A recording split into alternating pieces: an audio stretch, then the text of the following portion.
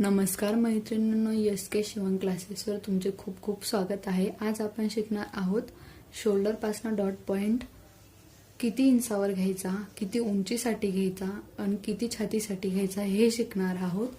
आपण 28 छाती असेल, उंची 12 असेल तर डॉट पॉइंट हा 8.5 ते 9 इंचाच्या दरम्यान घ्यायचा आहे।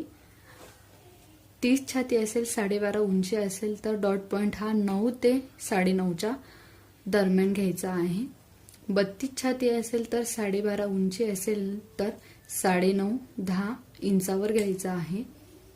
34 छाती असेल, उंची 13 असेल तर 10-10.5च्या इंचावर डॉट पॉइंट हा घ्यायचा आहे।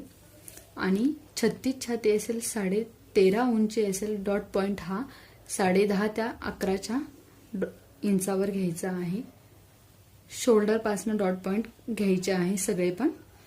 आणि 28 छाती, उंची 14, 11 ते 11.5च्या दरम्यान डॉट पॉइंट घ्यायचा आहे। छाती 40, उंची 14.5 तर डॉट पॉइंट हा 11.5च्या 12च्या इंचावर घ्यायचा आहे। 42 छाती असेल, उंची 14.5 असेल तर डॉट पॉइंट हा 12-12.5च्या इंचावर घ्यायचा आहे। 44 छाती असेल, उंची 15 असेल, डॉट पॉइंट हा 12 ते 12.5च्या इंचावर घ्यायचा आहे। 46 छाती असेल, उंची 15 असेल, डॉट पॉइंट हा 12 ते 12.5च्याच इंचावर घ्यायचा आहे। 48 छाती असेल, 16 उंची असेल तर डॉट पॉइंट हा 12-12.5च्या इंचावर घ्यायचा आहे।